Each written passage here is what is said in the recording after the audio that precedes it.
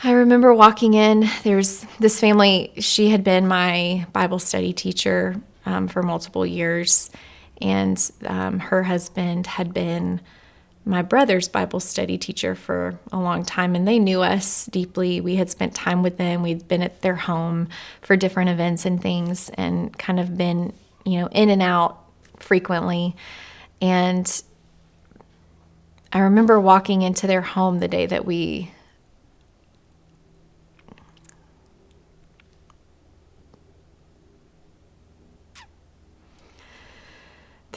moved in. And I was so unsure, and I was so hesitant, and I didn't really know how to feel about it. But I knew I needed to survive, and I needed to just keep going. And this was another step in the path to do that. And I remember sitting on their couch as I had walked in with my brother, and we sat on the couch, and Mike, who is dad now, he slammed the front door behind us. And I really appreciate this about him because sometimes I love him. He has these dramatic moments where he makes an entrance in some way, and he's so lovable and caring and compassionate. And I remember he slammed the door, and I jumped, like startled in my seat, like, are you mad? Are we, like, that was what I've always known.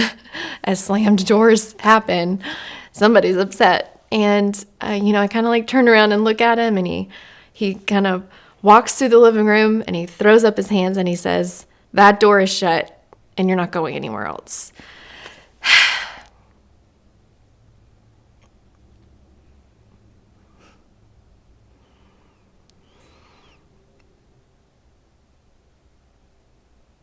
So I remember just sitting in, like, part of me, I wanted to not believe that because I still have to protect myself, and I still have to save the parts of me that are left after everything that we had walked through, after feeling left again and again and again. Even when someone in your life dies, like my dad and my grandmother, there's a piece of you that feels abandoned, a piece of you that feels left behind. And I knew they couldn't help it. The Lord numbers our days, and their days were numbered, and that's what he gave them on earth.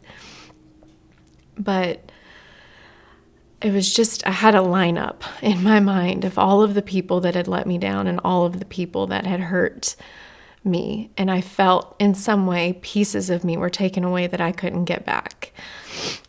And I think that's the darkness of the story that I feel deeply. But that day sitting on the couch, as much as there was some of that just in my heart turning and twisting, I think that was the moment that I felt like the light was starting to break in more. And I saw this story start to unfold of, it's like, I don't really know how to explain it fully, but I remember that day feeling ready to finally fully look at the Lord a little bit more. To start turning some from the darkness that I had lived through that literally clouded my life in every turn, in every decision, every conversation there was a bit of an umbrella over it that nobody wanted me. Nobody really could stick around long enough to really see it through. And also that people leave. People, whether it's through death or through different circumstances, people leave. And I think that was the moment for me. It was such a turning point where I started to breathe a little bit. I was not constantly in the fight or flight mode of what I had lived in for so long. And at that time, I think that's when the Lord started helping me open up a little bit more and start trusting people again.